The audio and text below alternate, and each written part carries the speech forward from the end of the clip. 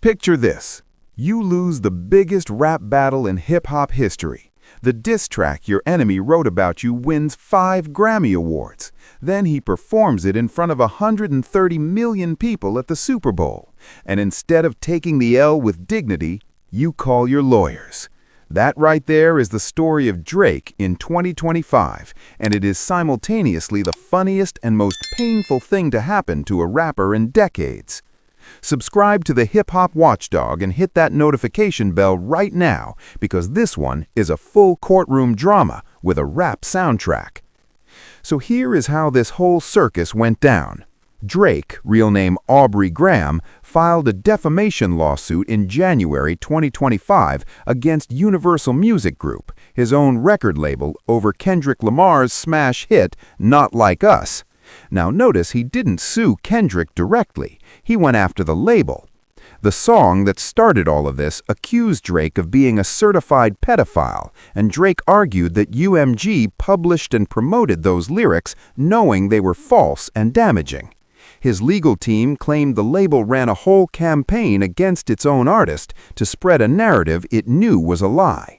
Bold move.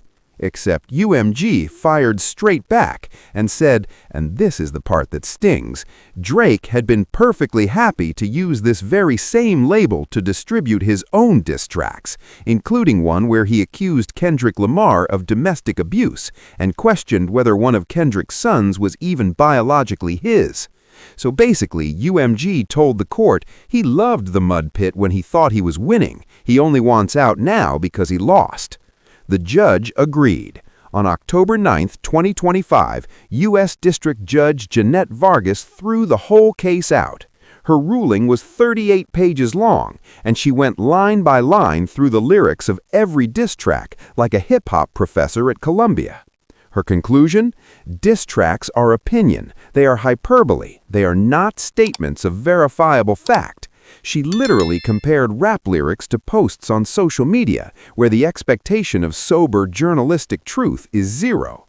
The case, she said, arose from perhaps the most infamous rap battle in the genre's history, and the lawsuit itself, she implied, was logically incoherent. Burned by a federal judge, at the pleading stage, before it even got to trial. That is not a loss, that is a demolition. Now here is where it gets even messier.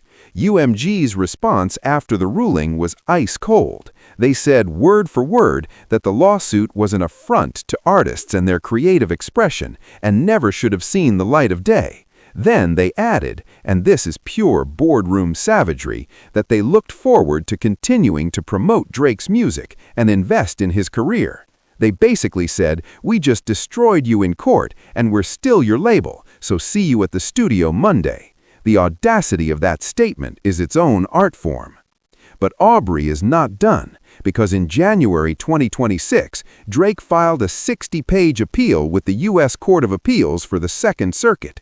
60 pages! His lawyers argued the judge's ruling created a dangerous precedent that rap diss tracks can never be held legally accountable for anything. And as recently as today, March 30th, 2026, UMG hit back at that appeal hard, firing their response directly at Drake's legal team. So this saga is still very much alive in the courts, even though the culture already handed down its verdict a long time ago. And that verdict?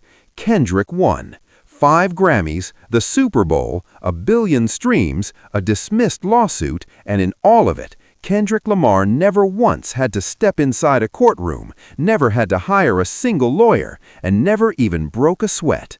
While Drake was writing legal briefs, Kendrick was collecting trophies. They say the best revenge is living well, but in hip-hop, the best response to a diss track is winning every award it gets nominated for, performing it at the biggest sporting event on the planet, watching your opponent sue his own mother company over it, and then watching that lawsuit get laughed out of federal court. Kendrick Lamar did all of that without saying a single word. Thanks for watching.